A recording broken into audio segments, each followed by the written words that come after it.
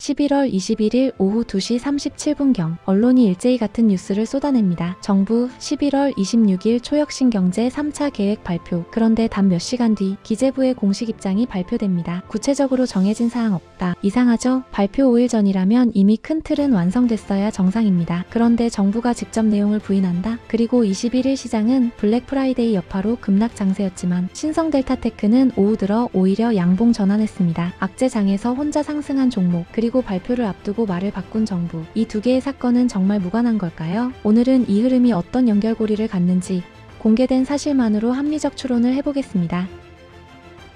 8월 22일 정부는 초혁신 경제 15대 프로젝트를 발표했습니다. 이 프로젝트의 철학은 아주 단순합니다. 국가 경쟁력은 세계 1등 산업을 몇 개 만들었느냐로 결정된다. 즉, 단순한 지원 정책이 아니라 한국의 미래 먹거리를 15개로 좁혀 명확히 우선순위를 세운 로드맵입니다. 그 15개 분야는 이렇게 세 그룹으로 나뉩니다. 식전력 반도체, LNG, 화물창, 초전도체, 그래핀, 특수탄소광. 이 영역은 말 그대로 대한민국 제조업의 엔진입니다. 특히 초전도체와 그래핀은 파급력이 너무 커서 원천 기술은 곧 국가 패권 직결되죠. 차세대 태양광 전력망, 해상풍력 HVDC, 그린수소 SMR, 스마트 농수산업, 초고해상도 위성. 이 영역은 탄소 중립과 전력망 혁신을 위한 정부의 중장기 테마입니다. 여기는 투자 금액도 크고 정부 주도로 속도가 빠르게 정해지는 특징이 있습니다. K바이오, K콘텐츠, K뷰티, K식품. 민간이 이미 글로벌 경쟁력을 갖추고 있는 분야들입니다. 정부는 여기에 추가 모멘텀을 붙이는 방식으로 접근하죠. 왜 이 구조가 중요일까요? 지금 우리가 보고 있는 발표 지연, 분야별 순차 발표, 초전도체만 계속 빠지는 현상은 이 원래의 15개 구조를 기준으로 해석해야 흐름이 보입니다. 초전도체는 이 안에서 소재 분야의 핵심이자 기술 패권의 중심에 놓여 있고, 파급력은 15개 중 가장 크며 발표 시점이 계속 뒤로 밀리고 있습니다. 이제 실제 발표 흐름을 시간 순서대로 보면 가장 이상한 점이 바로 초전도체만 유독 빠져 있었다는 것입니다. 9월 1차 발표. 정부는 첫 번째로 첨단 소재 부품 분야를 발표했습니다. 전력 반도체, 그래핀, LNG, 화물창, 특수탄소광, K식품. 여기서 가장 중요한 포인트는 하나입니다. 초전도체는 원래 이 그룹에 포함돼 있었고 같이 발표되는 것이 자연스러웠다. 그런데 초전도체만 빠졌습니다. 정책 일정상 뺄 이유가 전혀 없었음에도 말이죠. 10월 2차 발표. 이번에는 기후에너지 미래 대응 분야의 일부가 공개됐습니다. 스마트 농수산업, 초고해상도 위성, AI 바이오, K뷰티. 여기에도 초전도체는 없었습니다. 2차 발표에서도 또다시 비켜갔습니다. 11월 예고된 3차 발표. 언론이 11월 21일 오후 2시 37분경에 보도한 3차 발표 내용은 이랬습니다. 그린수소 SMR, 차세대 태양광 전력망, 해상풍력 HVDC, 즉 기후에너지 분야가 중심이었고 첨단 소재 분야인 초전도체는 여기에도 없었습니다. 이쯤 되면 누구라도 한 가지 질문을 떠올립니다. 왜 초전도체만 발표 일정이 계속 뒤로 밀릴까? 여기서 분위기가 더 이상해집니다. 언론이 3차 발표 임박이라며 보도를 쏟아낸 그날 오후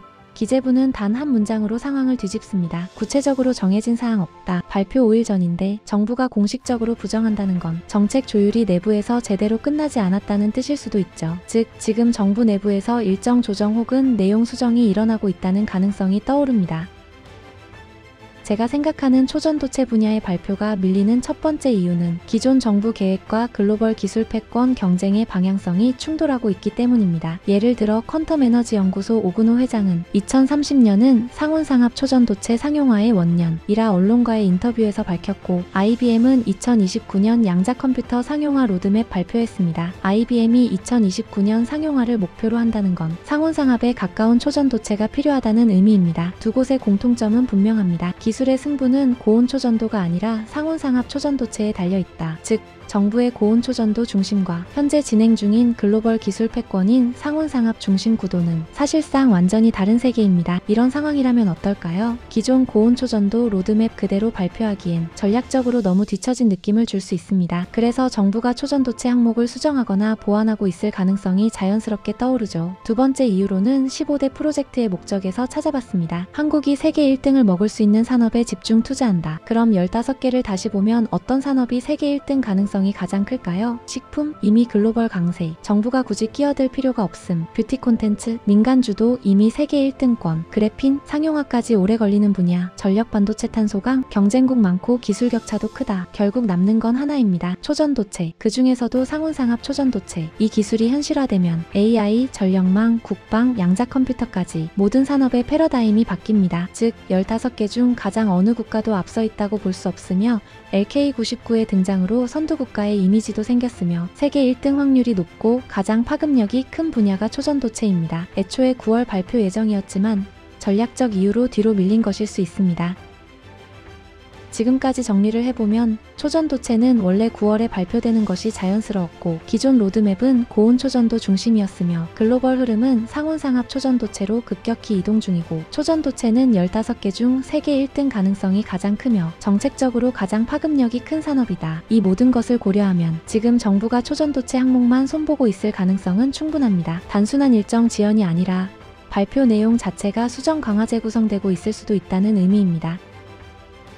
지금 한국 증시는 명확하게 정부 주도 장세입니다. 정책이 방향을 틀면 시장의 자금 흐름도 그대로 따라갑니다. 그래서 정부의 발표 일정 구성 단어 하나가 투자자에겐 그 자체로 신호가 됩니다. 그렇다면 앞으로 초전도체는 어떻게 될까요? 3차 발표에 포함될지, 아예 독립된 로드맵으로 재편될지, 기존 고온 초전도 중심 내용이 수정될지, 상온상합 초전도체 관점이 반영될지, 이 모든 옵션은 신성 델타테크 주주뿐 아니라 초전도체 테마 전체 투자자에게 결정적인 방향성을 제시합니다. 저는 이번 정부의 발표 지연을 단순한 행정 절차의 문제로 보지 않습니다. 오히려 내용 재정비 또는 중요도 재조정, 이 두 가지 가능성을 더 높게 보고 있습니다. 왜냐하면 초전도체는 15대 프로젝트 중에서도 사실상 유일하게 세계 1등을 노릴 수 있는 분야이며 정부가 쉽게 끼워 넣어서 발표할 수 있는 산업이 아니기 때문입니다. 발표 시점은 늦어지고 시장에서는 작은 신호에도 민감하게 반응하고 있습니다. 이건 큰 그림이 다시 짜이고 있다는 징후일 수 있습니다. 여러분의 의견이 이 채널의 다음 분석 방향이 됩니다. 댓글로 자유롭게 이야기 나눠주세요.